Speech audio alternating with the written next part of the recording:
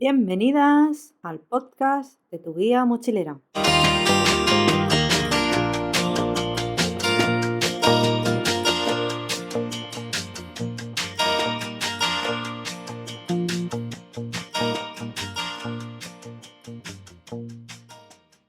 Buenos días, almas mochileras. Hoy tenemos aquí a Alba, de Alba Luma Travels. Ella es una mochilera muy curiosa, apasionada del intercambio cultural entre locales, ha hecho algunos voluntariados y talleres. De esta manera así conoce costumbres, culturas, fiestas y sabores, y además, sobre todo, usa el mismo idioma que todo el mundo, la sonrisa. Ella es traductora de inglés y francés y profesora de inglés y español. Alba, un tip para viajar sola. Conocerse a sí misma.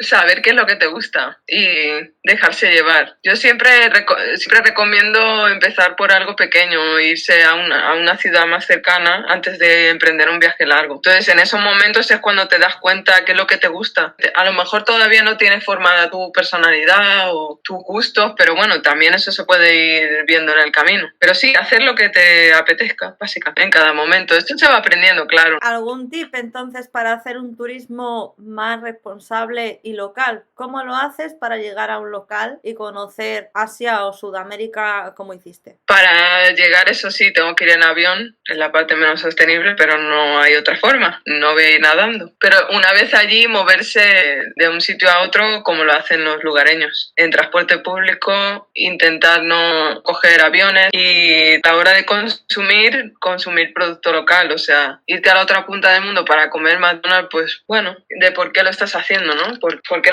no intentas ir más allá y probar los platos de la zona? Y además con gente, con granjeros locales y economía que esté llegando a las familias, no a grandes empresas. Básicamente vivir de esa forma y luego transformarla en el viaje. Sí, primero hay que ser persona responsable antes que ser viajero. Si en tu casa no reciclas, lo que hablábamos, no reciclar, ya hay que reusar más que reciclar, pues no lo vas a hacer en otro país. Totalmente. O si en la ciudad en la que vives vas a comprar a grandes almacenes y no tienes tanto en cuenta a la gente, a tus vecinos que venden a la carnicería de toda la vida, pues tampoco lo vas a hacer fuera. ¿Qué clic te hizo para viajar sola? ¿Qué es lo que te motivó? Dijo, venga, tengo que hacerlo ya de una vez, que siempre me pongo excusas y me cojo la mochila o la maleta, lo que sea, y viajo sola. Los idiomas. El primer viaje que hice fue para aprender más inglés. Fue una beca que daba el gobierno y me fui con 18 años a estudiar un mes a Irlanda. Claro, estaba todo preparado porque estaba llena de miedos. En el avión fui sola la primera vez, ni siquiera había ido en autobús a mi pueblo, o sea, imagínate. Llena de miedos, de prejuicios, de bloqueos. Conocer más allá y sobre todo a través de los idiomas, porque siempre me han gustado. En Irlanda, ¿cómo estudiabas? ¿Cuál era tu día a día? ¿Tenías algo de inglés anteriormente? Sí, lo del instituto y academias privadas. Tendría intermedio, bajo, un B1. ¿Cómo era estudiar allí? ¿Cada día hacías clases como aquí, en una residencia? ¿Cómo funciona? Pues vivía con una familia, con otra chica de Corea del Sur y otra chica de Italia. Y la familia era tradicional irlandesa, no les entendía nada. Aparte de mi timidez, que era muy,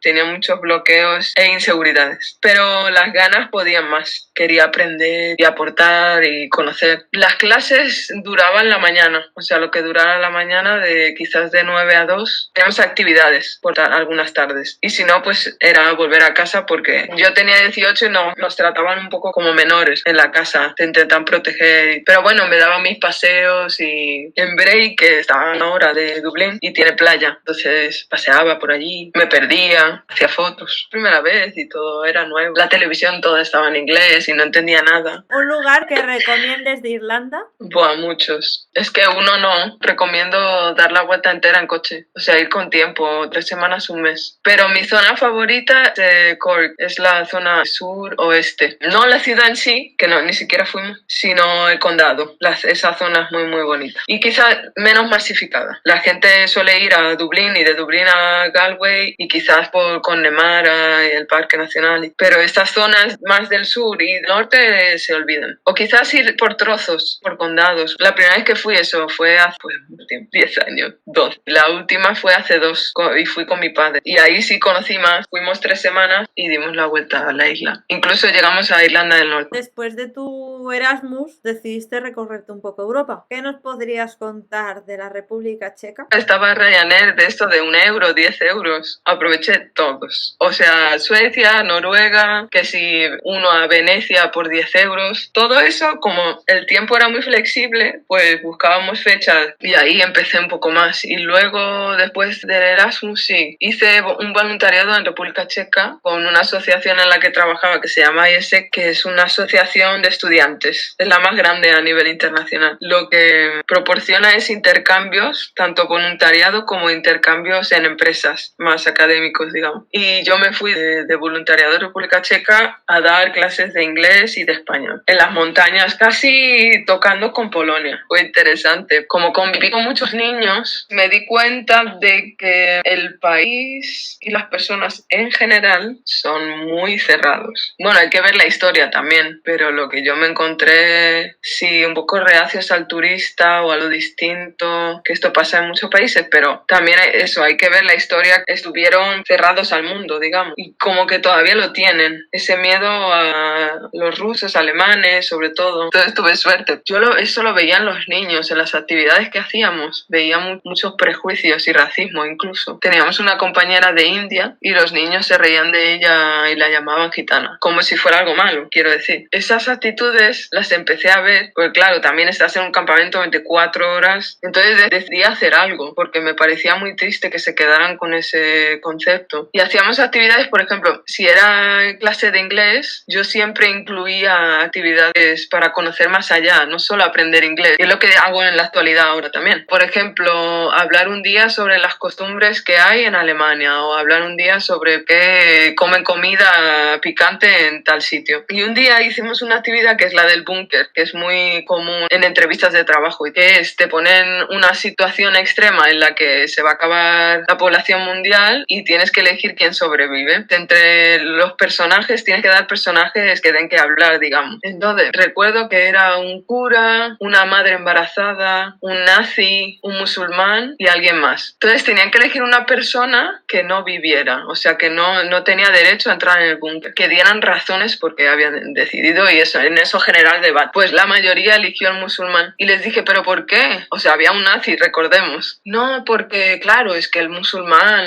seguro lleva una bomba y nos mata al resto. No eran niños que no pudieran razonar, digamos. Ay, todos pueden razonar, pero llega a cierta edad en la que creas más tus valores. Y yo dije, vamos a ver qué podemos hacer. Escribí a mis amigos internacionales a través de ISEC, sobre todo, conocía a mucha gente y también ligada con proyectos sociales, y les pedí ayuda para hacer charlas a la tarde, hablar con uno por videollamada y que les hicieran preguntas. Y hablamos con un amigo que es de Irán y les dije, podéis hacer ahora todas las preguntas que teníais sobre musulmanes que me comentasteis ayer, que si llevaban bombas, que si todas llevan velo, que si tratan mal a las mujeres, y todos le hicieron un montón de preguntas. Y como que ver que hay personas reales, porque cuando dicen, no, musulmán, es porque está allí, no le veo. Es lo que dice la tele, es lo que dicen mis padres, entonces yo lo repito. Pero al verlo, al ver esa persona que existe, digamos, más allá de la tele... ¿Viste algún cambio al respecto después de mostrarle que detrás de la pantalla puedes hablar con cualquier otra cultura? Sí, en general sí, pero hubo un niño, por ejemplo, que no volvió a las clases después de eso. Hiciste uno de cultivo orgánico. ¿Dónde fue? Perú. Creo que sí que era Perú, era en Sudamérica, Sí. eso sí lo recuerdo. En una granja cafetera.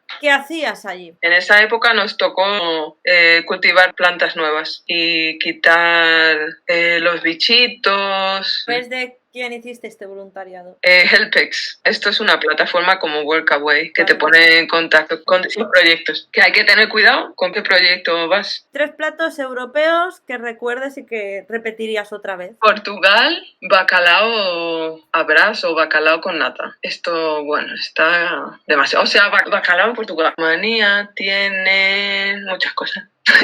Sarmale. Sarmale es carne envuelta en hoja de col. Eso está rico. Y luego una salsa. Y todas las sopas. O sea, en Rumanía, toda la sopa del día que tenga, buenísimo. Chorba, creo que sea. Para los vegetarianos y veganos. Pues recomienda mi restaurante favorito en Madrid, que es un vegetariano. Y son filipinos, por cierto, camareros. ¿Viviste alguna fiesta en algún sitio de Europa? Sí, en Portugal, en Rumanía, en Italia, en Malta. ¿Malta qué fiesta era? Yo qué sé, ahí tienen una fiesta cada día.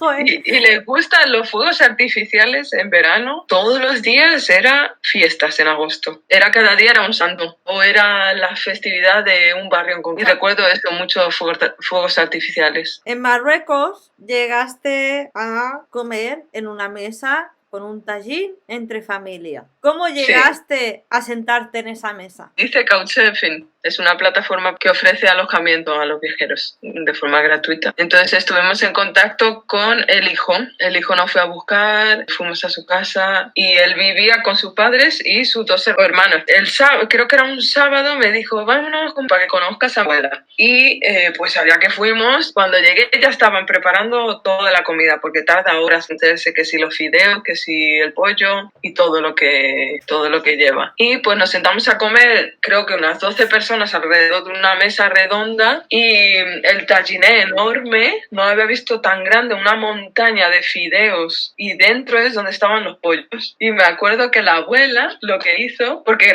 nos veía como tímidos, cogió el pollo, lo despedazó así ¡cra! Y me dio un trozo, venga, come. Bueno, me lo dijo en árabe, pero bueno, me pareció un gesto muy cercano. Sí, muy familiar, ¿no? Qué chulo. Sí. En FES hablas de los tejidos.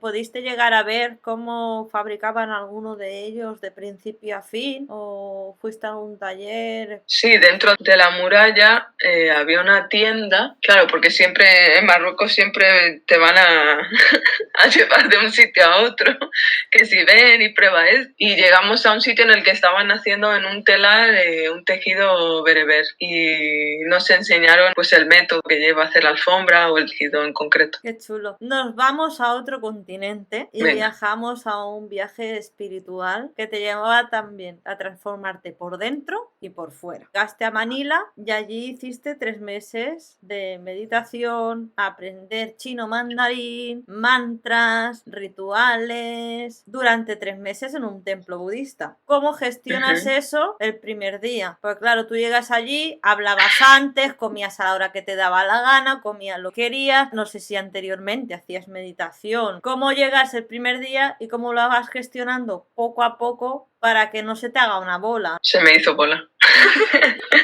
O sea, al principio era mucha información, muchas normas. Quizás no había tenido tantas normas desde, yo qué sé, un campamento que fuera de pequeña o en los entrenamientos que tenía de voleibol, algo más rozando lo militar. Pero aquí era todo, o sea, la forma de sentarnos, la forma de comer, la forma de andar. Y bueno, al principio es un proceso que tienes que asimilar, o sea, lo has decidido tú. Entonces, si estás ahí es porque quieres, para empezar. Y bueno, el ego, la arrogancia, salía a pasear y bueno, pues yo la invitaba a que se fuera. Bueno, es un proceso. El cuerpo me dolía al meditar, yo me quería ir. O sea, no dejarlo, pero como tener un descanso no hubiese estado mal. Las celebraciones de los sábados, por ejemplo, que venían los fieles de todas partes de Manila, las seguía viendo como una misa. Entonces las misas siempre las odié. A pesar de que me bauticé porque yo hice la primera comunión, porque yo en ese momento creía en Dios, pero claro, creía en un Dios algo un poco egoísta, porque yo le pedía cosas, pero yo no hacía nada para cambiar esas cosas. Entonces es un poco la forma en la que veía la religión no era la correcta. Entonces con el budismo pues exploré esa parte más desde otro punto de vista y más espiritual, no como existe alguien que te va a cambiar las cosas, sino que eres tú quien lo tiene que cambiar y nace de dentro. Y bueno, esas ceremonias pues no me gustaban mucho porque me recordaban, eran 2-3 horas cantando cosas en chino mandarín que no entendía, que me perdía, que no sabía por qué estaba haciendo esa ceremonia, ese ritual y yo, joder, yo me quiero ir, me duele la espalda, de todo. Pero bueno, eso era las frustraciones del día a día. Luego, en un plano más general, pues me sirvió para mucho crecimiento, conocer la cultura filipina. Había una chica japonesa que nos hablaba más sobre qué teníamos que comer, qué tenía que haber en el plato, los colores, el equilibrio que tenía que haber en la comida y el tipo de ejercicio que teníamos que hacer para cada cuerpo, podología, o sea, masajes. Me acuerdo un masaje que hicimos que fue súper doloroso de pies, un masaje chino que nos lo hicimos entre los compañeros y eso fue súper doloroso. Y dicen que si te duele es que algo está mal en tu cuerpo. O sea, los pies son el reflejo de todo el cuerpo. Frente a los órganos, ¿no? Tanto en las manos como en los pies. ¿Te recuerdas el punto que te dolía mucho? Sí, el dedo gordo. ¿Y te dijeron qué era? No me acuerdo. ¿La cabeza? Sí. Eso es de los pocos Sí. que sé. Ha sido casualidad que te doliera el dedo gordo, ¿eh? Uy, pero es que yo creo que me dolían todos menos uno. O sea, era un dolor. Se supone que se te acumula como una arenilla. Entonces, al hacer así y luego beber agua, bueno, aparte del masaje más completo, reactivabas el flujo sanguíneo y se iba. A ver, no es un milagro un día, pero sí te ayuda a ver qué es lo que va mal. Y hablando así de lo que tanto te gustan las misas y de lo que bien lo soportabas, entonces, el funeral chino que viviste, ¿lo viviste muy católico? Hostia, se me había olvidado. Que era una mezcla. Como estábamos en Filipinas, hay muchos chinos filipinos. Entonces hay una mezcla y a veces no sabes cuál es cuál. Un funeral que fuimos era de fieles chinos. Entonces fuimos a un edificio enorme, gris, o sea, un velatorio, como aquí un velatorio, pero me pareció más gris incluso. Afuera, porque fuimos a dos. A falta de uno, fuimos a dos seguidos. En la puerta, la familia dejaba un objeto de algo que le gustara. Yo recuerdo que era un coche. No sé de qué estaba hecho, como papel. Entrar en la habitación, todo es amarillo. Todo lo que usan era amarillo. No es el negro, como en el catolicismo o cristianismo. La familia, creo que llevaban una túnica especial, puede ser negra. Estaban los monásticos que oficiaban la ceremonia. Me llamó la atención que había una tele y ahí pasaban fotos del muerto con los familiares. Viviste un festival allí en Asia, que creo que es Manila, ahora no lo sé seguro, que se llama el Festival de la Luna. Fue en el templo. Fue una ceremonia entre los alumnos que estamos en este programa, los monásticos y los alumnos que están durante 2 años, porque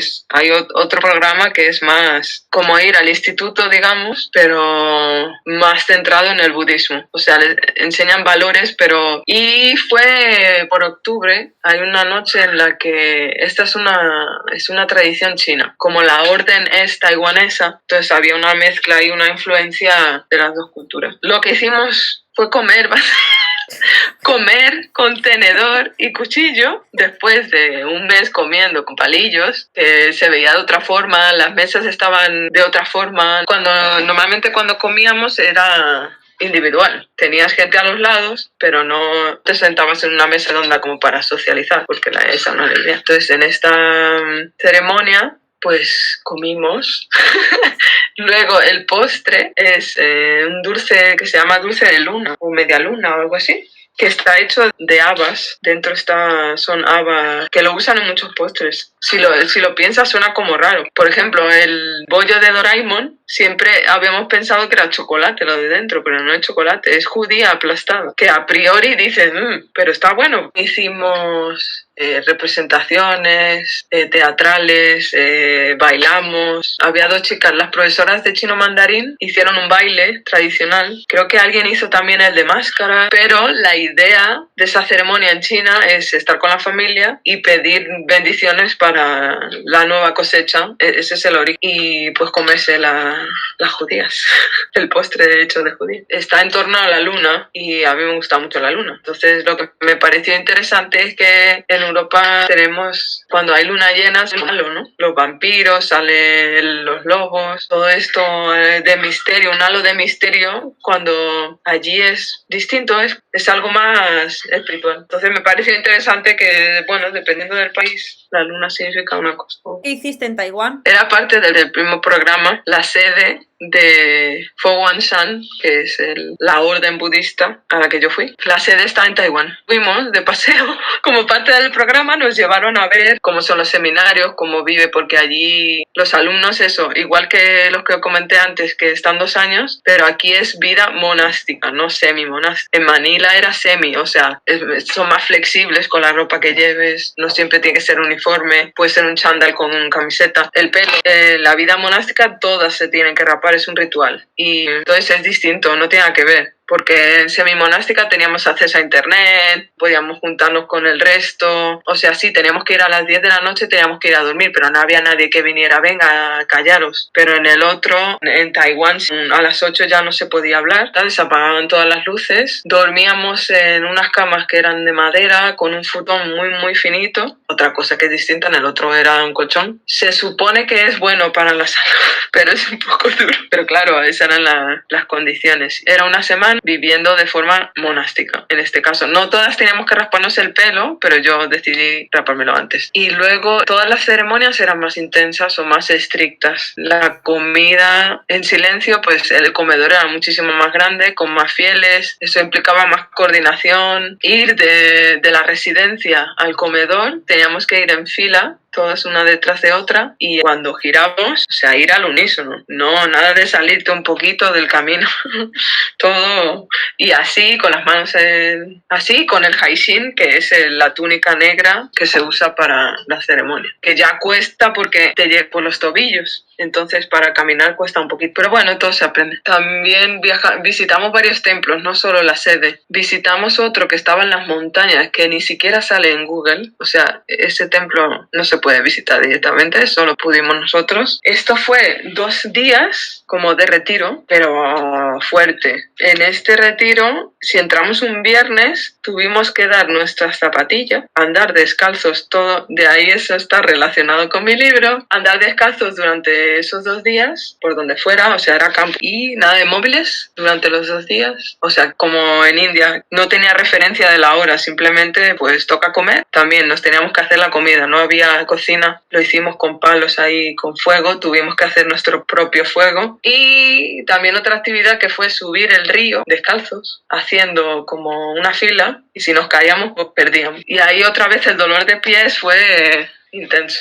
Fue bestial. Ahí, Alba, pasaste hambre, ¿no? Porque para llegar a hacer fuego. Exacto, me comía los muñones ya. Fue muy interesante porque ese templo era el templo que tú te imaginas, el templo asiático. Y el prototipo es el que te viene a la mente, con los techos rojos, con sus farolas, con insignia, la esvástica, que la robaron, por cierto, los nazis. Y en naturaleza, el río pasaba por el templo, era flipante. Y también hacíamos meditación al lado del río. Luego vinieron alumnos de la universidad, porque también había un grado en budismo. Visitamos Taipei, o sea, más tipo turístico, aparte de los templos. Comimos el tofu ese apestoso, que es apestoso. Es la especialidad de Taiwán. ¿Directamente de Taiwán volviste a Manila a seguir viviendo en el templo budista o ya te fuiste a la India a Vipassana? Quedaba más tiempo aún por finalizar en Manila. Entonces volvimos y terminamos el programa. Y ahí ya me fui a India. Pedí la visa y todo esto. Y me fui a India porque, pues relacionado con República Checa, que estos enlaces se van. La chica que comenté, ella estaba en India. O sea, normalmente vive en República Checa, pero en ese momento estaba en India. Y dije, vale, como está cerca, o sea, no es ir desde España, está cerca entre comillas. Llegué a Delhi y ella me fue a buscar porque yo tenía miedo. Fui con ella a comer con unas amigas y ahí ya me di cuenta de que estaba en India porque hablaban entre ellas en inglés, hindi, mezclando, el movimiento de cabeza, los gestos, muy bonita la experiencia. Desde ahí fuimos a Dharamsala, que es donde vive el Dalai Lama, y es una ciudad muy espiritual, es una ciudad que ha acogido a muchos tibetanos que huyen del país que le han arrebatado. Muchos movimientos sociales, muchos proyectos, es un sitio para estar. Es un recomendable de India. Es lo mismo que te dije con el tatuaje. Seguramente eso ha explotado. ¿Y cómo decidiste de estar visitando lugares y estar con tu amiga a irte 10 días otra vez a otra meditación distinta a pasar un vipassana? ¿Te gustó tanto no hablar que seguiste dándole, no? Sí, es que quería probar más extremo.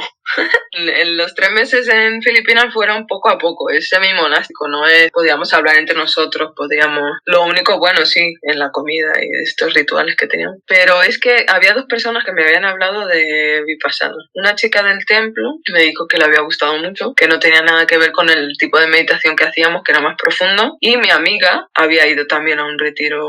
Entonces dije, bueno, si me han dicho 2 personas, a lo mejor debo probarlo. Y empecé a buscar, porque hay una página web donde buscas sitios o huecos que hay en distintos centros. Y busqué en sala, pero no había. Y dije, porque este sitio me gusta mucho, pero no había hueco. Lo que encontré más cerca fue Jaipur, que es en Rajasthan, que no está cerca, está a 2 días en bus. Pero bueno, no me importaba. Dije, vale, allá que vamos. Después de recorrer la zona, un poco con mi amiga y otra amiga suya, fuimos a Delhi, y de Delhi, según llegué, o sea, un bus de 20 horas, cogí otro de 24, y me acuerdo que era Nochevieja, además, era el 31. Llegaron las 12 de la noche y yo, pues vale, feliz año, Alba. No siguen el calendario, no celebran Nochevieja. Dije, bueno, pues otro año más, me voy a seguir durmiendo y seguir durmiendo.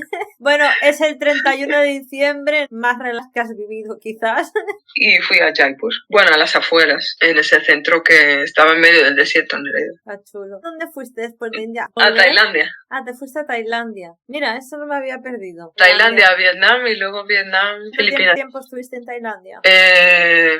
Creo que 2 semanas, pero es que pasó algo ahí. ¿Qué pasó? Una aventura para no olvidar. Pues venga, contándola. Porque me quedé atrapada, básicamente. ¿Por qué? A ver, yo fui a Tailandia porque mi primo vive en Vietnam y sus padres iban a visitar, iban a Tailandia porque tenían negocios antes. Dijimos, vale, ya que estamos todos aquí, otra vez de nuevo, ya que está cerca, pues quedamos en Tailandia. Y entonces mi primo fue desde Vietnam y yo desde India. Y estuvimos unos días juntos. El plan era irme con mi primo a Vietnam. Ya tenía el vuelo y todo. Esto era por enero, que a finales o principios de febrero es el año nuevo, le llamamos chino, pero también hay en Vietnam. Y son los únicos 10 días que cierran todo en el país. Se necesitaba un visado para entrar en el país y yo no lo tenía. Porque por primera vez, cuestiones en concreto, me fié más de lo que me dijeron que comprobarlo yo misma. Porque con estas cosas siempre las miro muchas veces, con cosas de visados y caducidad de pasaporte, todas estas cosas lo miro. Pero le dije a mi primo, se necesita visa o visado para ir a Vietnam. Me dijo, no, tú simplemente llegas y es visa on arrival, como en Tailandia. Digo, vale, y ya está, no lo miré. Llegó el viernes y volábamos al día siguiente y digo, primo, si aquí pone algo de del visado, no sé qué. Dice, ay, es verdad, cuando yo llegué, no sé qué, pasó tal cosa, es verdad, si necesitas. Y yo, la madre que te parió. No, y la que me parió a mí, porque no miré, eso es la culpa la tuvimos los dos. Entonces me quedé atrapada. Bueno, atrapada entre comillas, porque tuve mucha suerte. Con la misma asociación en la que trabajaba, con AESEC, la aproveché durante mucho tiempo para conectar con gente de la zona. Y creo que escribí en Facebook y dije, ¿quién conoce a alguien en Tailandia, en Bangkok concretamente? Un chico etiquetó a otro y ese chico me dijo, te alojo en mi casa. Mira. Y me fue a buscar, sí. Porque claro, yo fui a la embajada, pero estaba cerrada.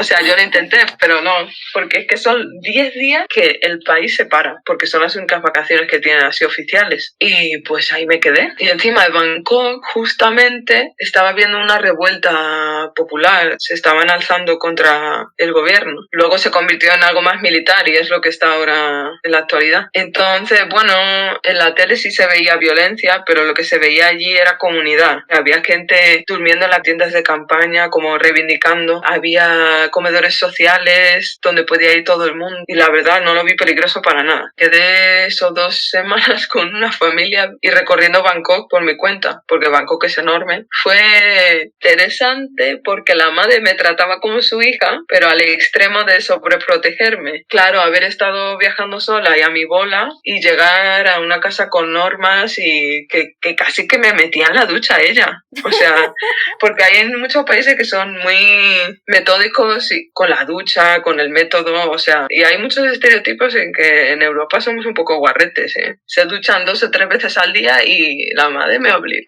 El rastro, venga, GPS, a ver si está todo limpio. Comí muchísimo en Tailandia, eso sí. Llenan la mesa de comida.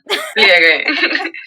Al final viendo. Sí, pero más tarde de lo vale. Me cambió un poco la ruta. Lo único que en Tailandia no conocí más allá, no me apeteció ir a las islas, no me apeteció ir a otros sitios porque lo que vi en Bangkok, el tipo de turismo me dio tanto asco. Un tipo concreto me dio mucho asco que dije, es que no quiero, no me apetece irme a una isla para estar de fiesta. En ese momento no me apetecía. Y aparte del turismo sexual que hay, la trata de mujeres, de niñas, todo es muy oscuro. Es que se ve ahí o sea, sabemos que esos problemas existen en muchos países. Y aquí también, obviamente. Lo que pasa es que no lo vemos. Cuando lo ves y te da la realidad en la cara es joder. Y lo triste es que tengamos que llamar turismo sexual a eso. Eso es lo triste. Ponerle una palabra de esa forma, horrible. En Vietnam, ¿cuántos días estuviste? Yo creo que llegué a Hanoi. Me puse en contacto con otra amiga que había hecho en IESEC, pero en Rumanía, organizando un congreso. Me recibió en su casa. Es que esto es lo mejor. O sea, que te reciba alguien y te metas directamente en la cultura. Es algo que agradezco mucho que me haya pasado en tantos países. Y bueno, esta chica me llevó a muchos sitios de Hanoi en moto. De ahí sí que te fuiste a España. De Vietnam volví a Filipinas y ahí es cuando me hice tatuaje. Porque mis cosas, o sea, lo más grande lo tenía en Filipinas. Tenía una maleta y luego la mochila. Entonces la maleta la dejé allí llenándola de regalos o de cosas que me gustaban a mí, porque normalmente no lo puedes hacer en un viaje largo. Dejaron volver sin problema y dormir ahí el tiempo que quisiera a la vuelta. Entonces volví a Filipinas y estuve 2 semanas recorriendo el norte, que es cuando me hice tatuaje. Tiene mucho para ver. Cerramos el círculo con Asia y nos vamos a otro charco. Ahí gustaría que nos pudieras hablar bastante de un país en el cual desgraciadamente no es tan turístico mochilero por las noticias, por lo que nos llega, por la información. ¿Quién no ha ido a Perú? ¿Quién no ha ido a Ecuador? ¿Quién no ha ido a Colombia? Pero a ti te enamoró un país latino muchísimo que has regresado varias veces y en esta ocasión es Venezuela. Me gustaría que nos adentraras mucho de Venezuela. ¿Cómo es su gente? ¿Cómo se puede viajar? ¿Es seguro viajar sola? En Venezuela no viajo sola, así que no puedo recomendarlo porque en su momento viajé con mi ex venezolano. No es lo mismo viajar sola que viajar con alguien. Da igual que sea chico o chica, pero el tipo de energía que atraes o las cosas que haces son distintas totalmente. Y cuando estás en el país de alguien, pues tampoco tiene que ver, porque esa persona se sabe mover, sobre todo en un país como Venezuela, que muchas zonas son muy peligrosas, pero sí conozco a gente que lo ha hecho y a mujeres que viajan solas, pero son venezolanas. Arman una fiesta de la nada, invitan a todo el mundo, están las arepas, sé cocinar arepas. La Navidad, estuve en Navidad, es muy alegre. Allí es mi burrito sabanero y tocas instrumentos. ¿Y qué expresión venezolana te gusta mucho? Chamo, chama, es como tío o tía, pero eso es una palabra. Una expresión me dio lugar a muchos malentendidos. La primera vez que fui, en 2011, me dijo, estábamos en una fiesta y alguien dijo, chamo, ¿queréis que os dé la cola? ¿Qué cola? Yo no quiero colas, gracias. Dar la cola es llevar a alguien a casa, porque claro, también por seguridad siempre te tienen que llevar de puerta a puerta. Y bueno, sobre todo si es de noche ya no se recomienda taxi. Tiene muchas expresiones, de hecho allí empecé un cuaderno a cada país hispanohablante al que voy y escribo expresiones y me encanta. Qué chuli. ¿Sigues actualizándolo a pesar de que aún no vayas? Sí, ahora estoy en la sección dominicana, aunque no he ido, pero mi novia es dominicana, entonces estoy actualizando para prepararme cuando vaya. Puedes hacer un diccionario bilingüe, bueno, bilingüe no, multibilingüe, mejor dicho, ¿no? Viste uno de mis sueños pendientes en Venezuela. Llegaste a ver el Salto del Ángel. Ajá. ¿Cómo se llega allí? La sensación debería ser brutal, porque es la cascada más alta del mundo, para que no sepa. Para ir al Salto Ángel, primero hay que ir a Puerto Ordaz o, se me ha olvidado otro sitio, en avión. Luego desde ahí, que es cerca de la selva. Y desde ahí, sí o sí, tienes que ir en avioneta. Y todo eso es privado. O sea, no hay un precio y un precio en concreto para los turistas. Está el precio venezolano, el precio turista, que lo cobran en dólares. Y ahora eso sí que estoy súper desactualizada porque el cambio de moneda cambia cada semana o casi a diario. Entonces, para viajar ahora mismo a Venezuela se recomienda dólares, pagar todo en dólares. Lo que pasa es que hay que tener cuidado en el aeropuerto, hay que tener cuidado en las fronteras con llevar dólares. Porque nada de pagar con tarjeta si vais a Venezuela, porque el cambio Pasa igual que en Argentina, el cambio oficial y el cambio paralelo son distintos. La tarjeta, si la pasas, te va a calcular el dinero oficial. Entonces, digamos que por 1 euro te van a dar 1.000, pero si lo haces por el mercado negro paralelo, te dan 1 por 100.000, para que te imagines todo lo que estás perdiendo. Entonces, no tiene sentido pagar con tarjeta ni sacar dinero de los cajeros. No se puede en Venezuela. Hay dos opciones. Cuando es en época seca, que es cuando yo fui, creo que era febrero, eso hay que mirarlo bien, porque depende de la experiencia que quieras tener.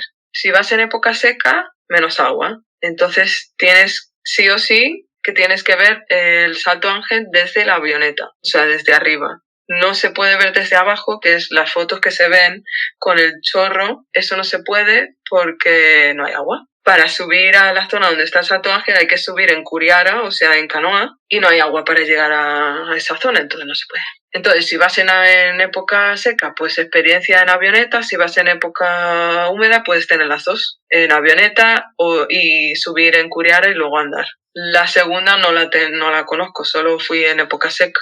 De la selva, Canaima es que no me salía antes.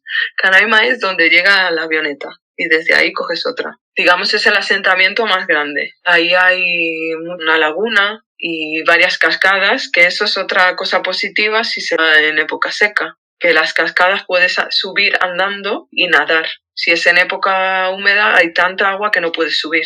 También puedes ir por debajo de las cascadas, te va cayendo el agua y tú vas por debajo. Entonces, bueno, hay aspectos positivos y negativos en ir en época seca o húmeda. Depende de la experiencia que quieras tener. Es muy lindo. Pasaste por Perú, pasaste por Ecuador, viviste fiestas en Colombia.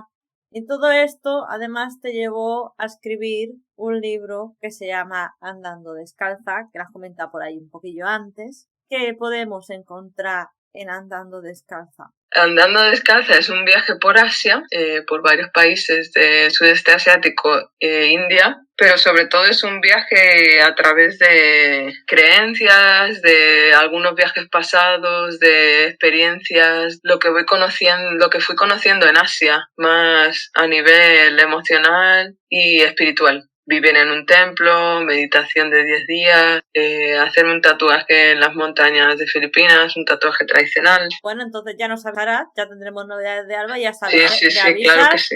Me avisas y yo lo comparto sin problemas. Para conocer un poco más la Alba, no de otro país, sino que hace Alba diariamente, y ahora no vive en Madrid, sino vive en Segovia. 3 rincones muy locales de tu barrio de Madrid amado. Pues voy a ir a Vallecas. Yo tiro a lo mío. ¿Qué se puede hacer en Vallecas? Mi rincón favorito es el Parque Las Tetas, que es un parque que ya es más conocido, desde el que se ve todo Madrid. Se han hecho muchos anuncios, incluso películas, se llama 7 tetas porque hay 7 colinas. Y lo importante de Vallecas es que construyeron muchas casas los vecinos. ¿Y cómo lo hacían? Durante la dictadura lo que hacían era, de noche, se juntaban los vecinos y construían las casas, y lo importante era que el techo estuviera en la primera hora de la mañana, que ya estuviera el techo puesto, porque si estaba en el techo ya significaba que no lo podían demoler. O sea, la Guardia Civil se pasaba, no se podía demoler esa casa. Entonces todo lo hacían de noche. Es muy bonito porque todavía se ve en Vallecas, sobre todo en el puente, que es de donde soy yo, que son las casas bajas. Yo siempre he vivido en una casa baja con patio, típico que si lo ves no puedes pensar que sea Madrid, que tiene su patio con sus plantas y una casa baja de siempre. E incluso antes el baño era comunitario, estaba a las afueras. Luego ya con el tiempo ya se hizo el baño en cada casa. Pero creo que alguna queda que el baño está como en el patio común, y que eso es algo muy vallecano, es de barrio, que ahí recibimos a todo el mundo. Se ha convertido también en un barrio con muchos proyectos sociales, con mucha inmigración, gente de todos los países, son bienvenidos. Una fiesta vallecana imperdible donde tomar una cerveza. O la batalla naval. Esto es el 16 de julio, es el Día del Carmen, ¿no? O julio. Creo que es julio. 16 de julio es el Día del Carmen. Entonces, en Vallecas se celebra la batalla naval con agua, porque es el santo del agua. Y lo que se hace es salir a la calle a echar agua al que pase. Y se echa agua desde los balcones, desde camiones cisterna que proporciona el ayuntamiento. las distintas asociaciones, y cada año tiene un lema social. Un plato que no sea el bocadillo de calamares típico en Madrid que puedas comerte en tu zona. Qué interesante esa pregunta. Ya. En Vallecas se lleva el vermú, por ejemplo, de domingo. Cuando pides un vermú, sobre todo en las tabernas estas antiguas que todavía existe la mesa, o sea, la barra, el vermú te lo ponen con matrimonio, que es anchoa y boquerón y anchoa, eso es un matrimonio. Vamos a conocerte profundamente más a ti y ya sabemos tu lado vallecano y ese amor por él. Entonces, Albas se perdería en una playa de Venezuela. Una montaña donde quedarse. El Himalaya, los pre-Himalayas. Un documental que recomiendes ver. El que más me gusta es Baraka, muy bonito. Una película para motivarte. Una de dibujo. Ah, ya, mamá mía. Para terminar, en una mochila no me dejo nunca. Cuadernos. Muchas gracias por la entrevista. Ha sido un gustazo volver a conectarnos, aunque sea entre pantallas, vernos de nuevo. A ver si ese libro arranca de una vez y podemos verlo todos. Y muchas gracias, almas mochileras, por escucharnos de nuevo. Un besico. Chao.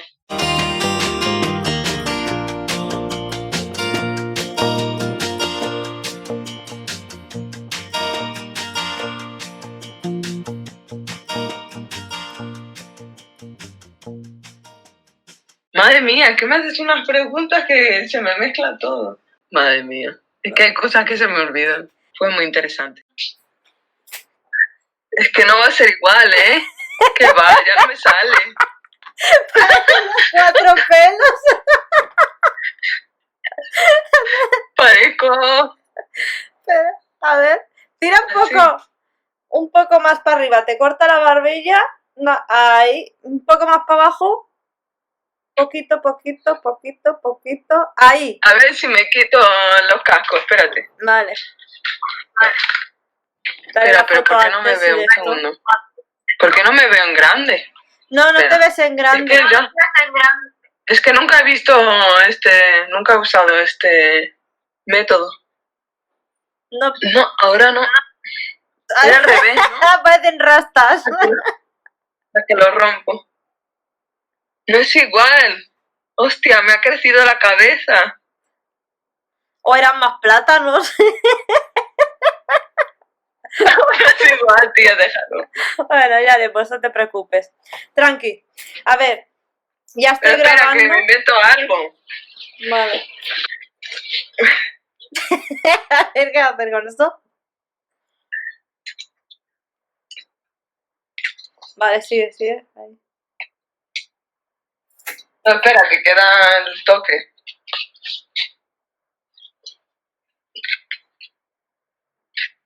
Se corta. Parece un babero. Espera. Sí. ¿Se corta? Sí, ahora se corta un poco. No te preocupes. Yo estoy grabando tanto vídeo, o sea, todo esto que estás haciendo podría ser una toma falsa. Qué graciosa, gracias.